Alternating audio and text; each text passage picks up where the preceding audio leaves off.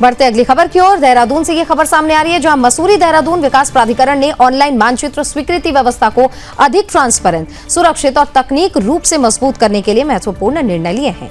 प्राधिकरण ने ऑनलाइन मानचित्र पत्रावलियों, तकनीकी समस्याओं, डिजिटल डेटा की सुरक्षा और वित्तीय व्यवस्था की समीक्षा बैठक में उपाध्यक्ष बंशीधर तिवारी ने अधिकारियों को समयबद्ध निस्तारण और तकनीकी खामियों के शीघ्र समाधान के निर्देश दिए। दरअसल बैठक में सामने आए निर्धारित समय सीमा पूरी होने के बाद तकनीकी त्रुटि के कारण ऑनलाइन मानचित्र की 399 पत्रावलियां स्वतः ही ऑटो रिजेक्ट या फिर डिम्ड अप्रूव हो गई हैं।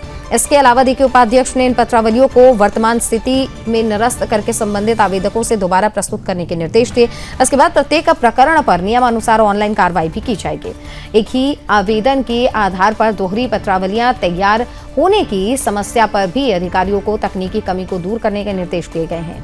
व्यवस्था में ऐसे सुधार किया जाएगा कि भविष्य में डुप्लीकेट पत्रावलियां स्वतः ही तैयार न हो। मानचित्र के समयबद्ध निस्तारण के लिए ऑनलाइन व्यवस्थाओं में पॉपअप, साथ ही सूचना और अलर्ट की सुविधा भी विकसित की जाएगी। इससे अधिकारियों को समय सीमा पूरी होने के पहले ही लंबित पत्रावलियों की जानकारी मिल सकेगी और ऑटो रिजेक्ट या डिम्ड अप्रूव्ड जैसी स्थिति को रोकने में सहायता मिलेगी। डिजिटल डेटा की सुरक्षा को भी प्राथमिकता दी गई है। MDDA के लिए अपना समर्पित सर्वर और सुरक्षित बैकअप व्यवस्था विकसित किए जाने के भी निर्देश इस बीच दिए गए हैं। साथ ही AI आधारित प्रणाली विकसित की जाएगी, जिसमें आवश्यक डेटा और अभिलेख एकत्रित रूप से उपलब्ध होंगे और एक ही खोज के माध्यम से जानकारी प्राप्त की जा सकेगी। बैठक में वित्तीय व्यवस्था की भी समीक्षा की गई।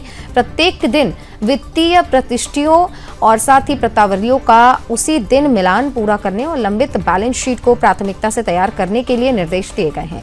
उपाध्यक्ष बंशीधर तिवारी ने कहा कि तकनीकी कमी के कारण किसी आवेदक को अनावश्यक जो परेशानी है वो नहीं होनी चाहिए। इसी को लेकर हमने विशेष तौर पर समीक्षा की और विस्तृत दिशा निर्देश भी दिए हैं।